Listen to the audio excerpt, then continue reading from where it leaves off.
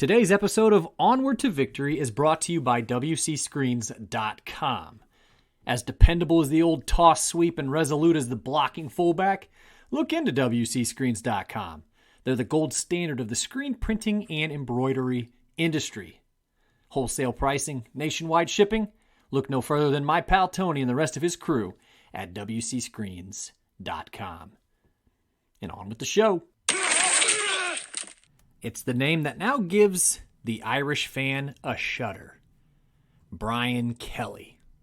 For the coach who has won more games than anyone in school history, then bolted lickety-split for LSU, where he quickly adopted a southern accent, and then, I guess we can call it dancing. Can we call it dancing?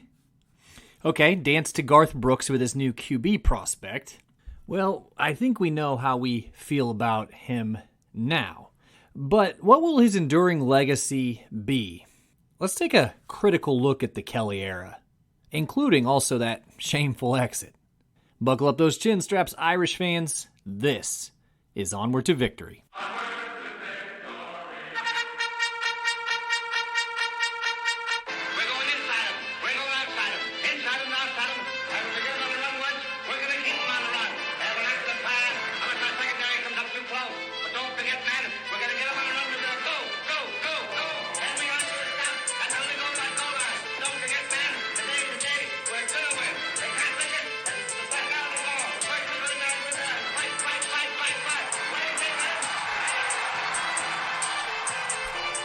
Hello and welcome to Onward to Victory, a Notre Dame football podcast. My name is Alex Painter and welcome to episode 55 of the show. And ooh boy, it's going to be a gas. We are talking about the legacy of now former head coach Brian Kelly. But before we dive in, here's a nickel's worth of free advice, Irish fans. Check out the previous episode, number 54. It was the third installment of the Gridiron Groundbreakers of the Fighting Irish, and it was about the first black starting quarterback in Notre Dame history, the late Cliff Brown.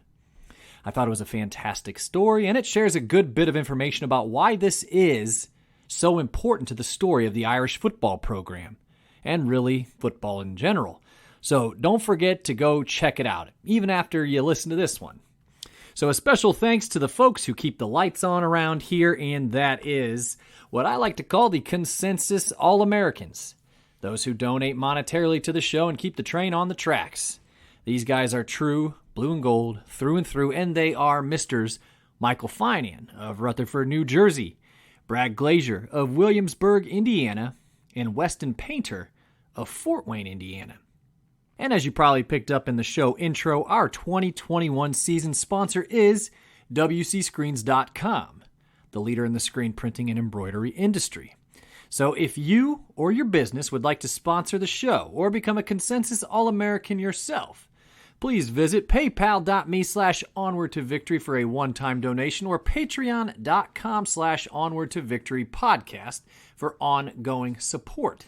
But if you have any further questions about what all this means, don't hesitate to reach out to onwardtovictorypodcast@gmail.com. And I am happy to answer any questions, but please know that any and all support is graciously appreciated and accepted. So as a quick aside, while this is an episode I plan to do, and I even talked about doing it, this is still really not the episode that I planned to do. What do I mean by that? Well, I had begun writing this thing as a defense of Brian Kelly's legacy in South Bend in approximately mid-November or so. So long-time or diligent listeners of the show have probably picked up on the fact that I was a Brian Kelly backer. And was is definitely a very important, even critical word in that phrase. Was a Brian Kelly backer, but I was writing this episode and I wanted to be thoughtful about why I was. I knew one thing, though, and that's that I was going to stump for our head coach, who, over 12 seasons, had won 113 games versus just 40 losses. Good for a .739 winning percentage, which, of course, is the best of any Irish head coach since Lou Holtz. His 5 bowl wins also equal Holtz. He has more double-digit winning seasons than any coach in Irish history. Famously, or perhaps now infamously, those 113 wins are more than any other coach in Irish football history. And man, I was going to convince everyone that despite coming up short in some big football games, Notre Dame, with its BCS National Championship appearance, 2 college football appearances, 5 bowl wins, etc., stood as one of the top 3 or 4 teams in the country since the Kelly era began in 2012. I had my sights set on convincing everybody, and I had designs on that. And I thought, after again writing most of this episode, that was a case that was actually fairly easy to make. And with perhaps some of the strongest recruiting classes coming in, some young, talented, dynamic coordinators, I was going to argue that Kelly was going to continue to win tons of football games and keep the program ascending in the coming years. Or, worst case scenario, I could at least convince people that the Kelly era has far exceeded the enjoyment of the Charlie Weiss or Ty Willingham tenures. But I knew, and I convinced myself that I could probably talk at least a few of the national championship or bust folks down off that ledge. But for those of us who are fond of context clues, I bring up the fact that I started this episode in mid-November very intensely. On November 30th, 2021, the Band-Aid was ripped off. And by now, mid-December, perhaps the sting has wore off. The metaphorical Band-Aid, of course, represents the tenure of previous head coach Brian Kelly. News broke that he was being heavily pursued by LSU, who, metaphorically again, but also kind of literally, I suppose, backed up the Brinks truck to the Irish coach. And it was announced that he had in fact taken the job in a whirlwind just few hours. And while he may not have departed at dusk that evening, he did quite literally fly the coop at dawn the next day. So alas, the episode that I had been working on about how we should consider Brian Kelly's legacy in South Bend was pretty much null and void at that point. And I guess this is the new one. Same topic, vastly different tone. I did think that it was important to wait a couple weeks after this news hit to do this, as I didn't want to do an episode that was too emotionally fueled and possibly even say something that I might regret or might prove inaccurate down the road. But let's get this thing going. So let's start with what Brian Kelly thinks about his legacy at Notre Dame. As you may imagine, he doesn't seem to, at least publicly anyway, care. In his formal introductory press conference at LSU, when he was asked about his Notre Dame legacy, he brushed off the question about his abrupt and unceremonious exit from South Bend when he said, quote, "Legacies are not what I spend time thinking about. I came down here because I wanted to be with the best." Kelly continued, "You're looked at in terms of championships here. And I want that. I want to be under the bright lights. I want to be on the Broadway stage. That's what my passion is. So yeah, that's part of the draw. There's no doubt about that." End quote. Well, I think you can poke holes in that pretty easily, coming from a school where, again, you're looked at in terms of championships there as well.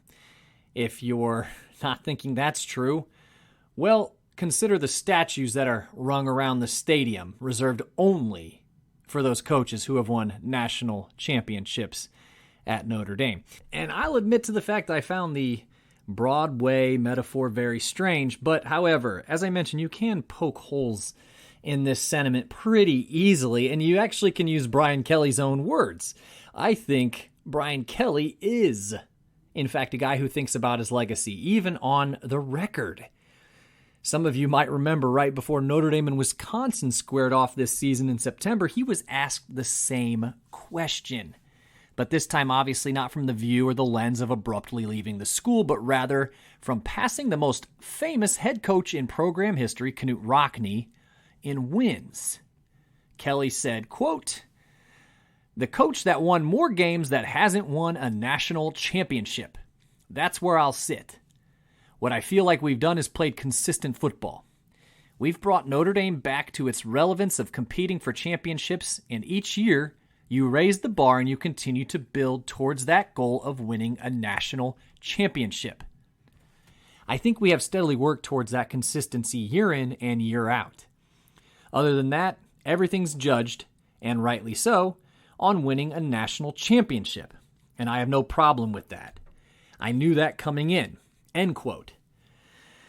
So again, he kind of contradicts himself when he talks about how he's judged at LSU versus how he was judged at South Bend the exact same way, the goal of winning a national championship. But he does, in that short quote, bring up national championship 3 times. So I think this is actually pretty simple. Brian Kelly is going to a place that he feels like he can A, win a national championship, and B, collect a hefty paycheck doing so. So to tackle point A, and again, this is all attached to the legacy piece. Only 3 active coaches, currently active, have more wins at the Division I level than Kelly in his 166. Other than Iowa lifer, it seems, Kirk Ferentz, the others are Mac Brown and Nick Saban, both of whom, of course, have won national championships. In fact, get a load of this. Kelly ranks 48th all-time with those 166 wins. So if you were to consider the 47 men in front of him on that list, 26 have won at least one national championship as head coach. 26. That's a bit over 55%. But keep in mind, too, that many of the coaches ahead of him on that list were longtime coaches at smaller or mid-major schools, so to speak, who really wouldn't have had a chance to win a national title. So that cuts into the list even more. And since I was digging into that list, again, kind of going individually to see who had won a national championship and who hadn't, I'll tell you this much. Brian Kelly does not want to be going down in the record books as having won all these games without a national title. Names such as, how about Frank Beamer, Bo Schembechler, and Hayden Fry, who all won over 230 games. But you guessed it. No national championship. Also, if you were to count Kelly's time spent at the Division II level, he's won over 280 games. However, I will say at the Division II level with Grand Valley State, he actually won a couple national championships. But again, at the Division II level. But anyway, something that I did want to relay is don't listen to his Wikipedia page, by the way. They don't count the 2012 and 2013 wins at Notre Dame, because the NCAA vacated them, which is still asinine and stupid. But the expectation is that if you win so many football games, a national championship should follow. Brian Kelly knows that. He moved to LSU because of his legacy. Now, we can argue until the cows come home about which job is better in 2021, Notre Dame or LSU. But most assuredly, Kelly looked at it with a much more transactional lens. Notre Dame has claimed 11 national titles. LSU has claimed 4 national titles. But 3 of LSU titles have come this millennium. 2003, 2007, and 2019. Notre Dame has not won a national title since 1988. So you can take that in whatever direction you choose. Kelly is now 60 years old, and if he sees the end of his contract, he will be 70. Given his advanced age, he saw a window and clearly took it. He was concerned about his legacy. Don't let him fool you there, but he actually may have been right when he wasn't considering it as Brian Kelly, Notre Dame head coach, but rather just Brian Kelly, college football head coach. We know this because Brian Kelly has burned more bridges than Sherman's march to the sea. Nobody faults a coach for finding a new job. Really, the coaching carousel is in full swing every offseason. Everybody knows this. It's the way he leaves his jobs that really pisses people off. Unscrupulously, even cowardly. In 2006, of course, he ditched Central Michigan 3 days after leading them to a MAC championship to head to the University of Cincinnati. The Central Michigan Bowl game was coached by an interim. Actually, if memory serves, Central Michigan's bowl game was coached by current Irish offensive line coach Jeff Quinn. But after leading UC in 2006, 2007, 2008, and 2009, very well, I might add, Kelly, after repeatedly insisting that he wasn't going anywhere and that he was going to stay at UC, accepted the job at Notre Dame on December 10th, 2009.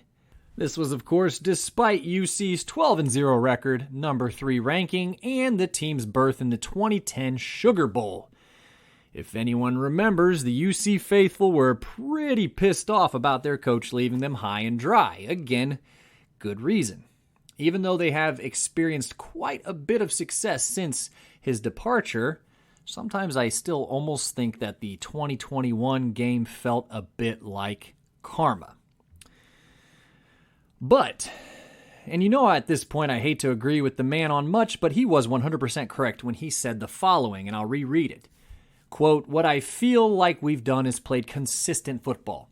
We've brought Notre Dame back to its relevance of competing for championships, and each year you raise the bar and you continue to build towards that goal of winning a national championship.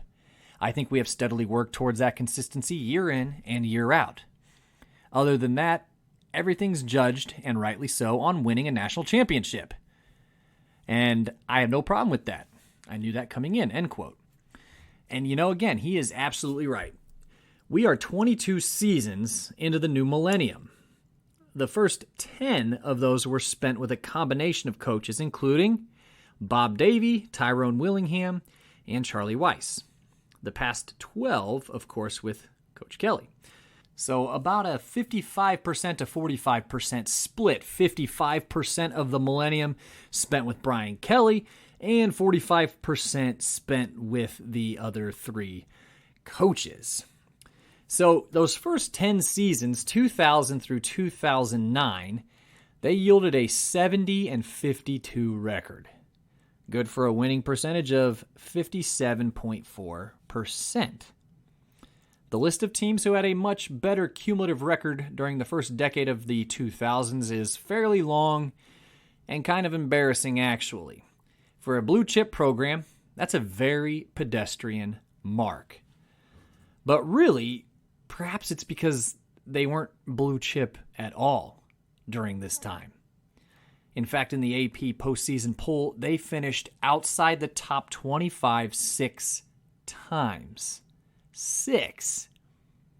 The other 4 times were a number 15 finish in 2000, number 17 in 2002 and 2006, and only in 2005 did they finish in the top 10 at number 9. Get a load of this. During 2 of the final 3 Charlie Weiss years, they never even appeared in the AP top 25 poll at any point during the season. That's brutal. But during the first 10 years of the millennium, they went 1-5 in bowl games, and they didn't even qualify for a bowl 4 times. If it feels like I'm laying it on kind of thick, I suppose it's because I am. But just don't stop me now. I'm trying to make a point. So the past 12 seasons, 2010 through 2021, saw that mark rise to 113 wins and 40 losses. Good for a winning percentage of 73.9%. A dramatic increase of 16.5% over the first decade. And man, if you take out that puzzling 4-8 campaign in 2016, Deshaun Kaiser's third year, junior year, if you will, and I loved Kaiser, that winning percentage in the other 11 seasons in the Kelly era spikes to 77.3%. The teams qualified for a bowl every season except 2016, and they logged a 5-5 record. Now I know 5-5 isn't great, but of course it beats the 1-5 record of the first 10 seasons of the millennium quite handily. And as I mentioned earlier, 1 BCS title game appearance, 2 college football playoff appearances. The past 12 seasons include 4 seasons finishing in the top 10. And 3 more seasons they finished in the top 12. And then in 2013, they finished at number 20. So essentially it's this. Since 2015, they've only finished outside the top 12 1 time. I suppose this is where I've officially tapped into the material I had prepared for my first iteration of this episode. Again, the grand defense of Brian Kelly. But just because he kind of left like a scoundrel doesn't change the fact that he was exactly right about the level of play and expectations being raised considerably during his tenure. To be trite or even perhaps a bit cliche, the proof is in the pudding. We looked at Notre Dame football since 2000, but when you really look at it, we haven't had a stretch of consistent top 10 or so teams like this since the late 80s and into the early 90s. So was Brian Kelly right about that?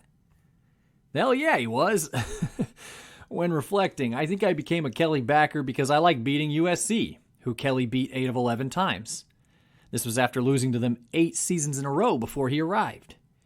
I like winning football games on Saturday, which is, I guess, my fancy way of saying I don't like it when my Sunday is totally destroyed by the pissy mood I'm in when the Irish lose. My family can attest to this. Like it or not, unless he is playing Nick Saban, sometimes Dabo Swinney, and a small handful of others, Brian Kelly's going to win the football game. But I know what probably quite a number of you are thinking right now. Go on ahead. Insert the, but he didn't win the big one argument. And yeah, I know that. That's true. But it does not change the fact that the Irish are more consistently in the hunt for a playoff spot. Those top recruits, restored national relevance, etc. So really, where does this all leave us? Is it the scallywag who repeatedly hoses his former employers but wins football games at more than an acceptable rate? That's probably close. And in Notre Dame's case, winning more football games than anyone in school history. But just mere days after the Brian Kelly departure, a wrinkle emerged that could affect his legacy as well, which was the hiring of defensive coordinator Marcus Freeman to be the next head coach. Just as a quick aside, Onward to Victory proudly shared some breaking live updates on that situation, thanks to an unimpeachable source. You know who you are. Thank you again, unimpeachable source. But there for a while, it looked like Kelly was not only heading to Baton Rouge himself, but he was going to take his coordinators, Freeman and Tommy Rees, as well. That caused quite a bit of consternation for quite a few hours. But as everyone now knows, Freeman and Rees gave Kelly the proverbial middle finger and said, "No, we are staying." But again, lest we forget here, it was Brian Kelly who whisked Freeman away from Cincinnati, away from other high-profile coordinator jobs, inevitably from head coach in waiting positions, including possibly one at LSU. Ironic, to come to Notre Dame. And not for nothing, Freeman's defense ranked 10th in the nation in points allowed this season. So now he's our head coach, and perhaps that's how Brian Kelly will be remembered. The opportunistic man who brought Notre Dame football back, reminded the faithful that we are ND, won a ton of football games, only to abruptly leave in the dead of night with the program still in the midst of a playoff race in pretty spineless fashion. He was also the man who brought our new head coach to South Bend, a man he later found out he couldn't poach to his new staff. And we'll see how that story plays out ourselves when Marcus Freeman takes to the sidelines as the Notre Dame head football coach. I believe all these things can be true. And you know what? I believe all these things are true. And I'll be right back.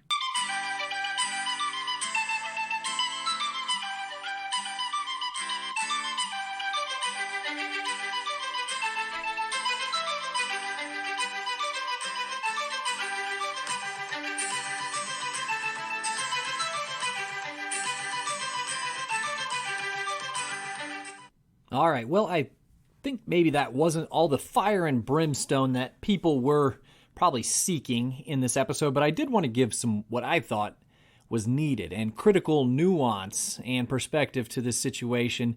Now, granted, hindsight is undefeated. It's 2020, and as I mentioned, it's undefeated, which is why I wanted to wait a couple weeks before doing this episode, or at least releasing this episode. That way I had a little bit more time to just really sit on everything that had happened with the program. And admittedly, and I think most Irish fans are probably in the same boat, where A, they're really excited about Marcus Freeman as the next head coach. And then B, that really did soften the blow a little bit to Brian Kelly leaving like that.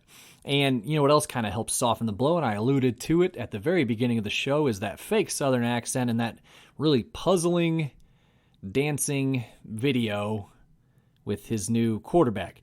I'll never understand that.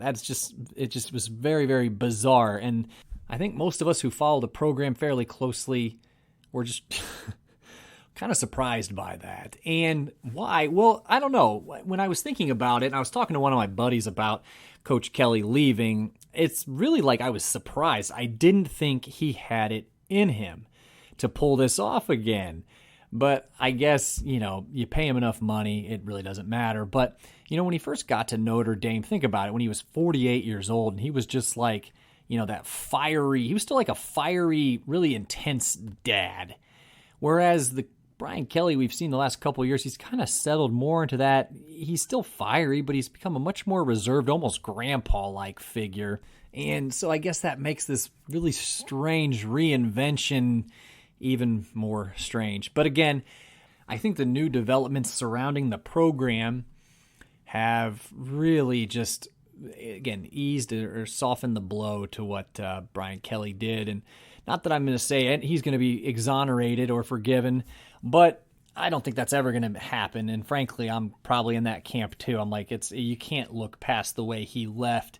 However, what you can do is give proper context to why Notre Dame is in the spot right now, today, that they're in. And that's a culture of winning much more consistently than they had the previous 2 decades, 2+ decades, really.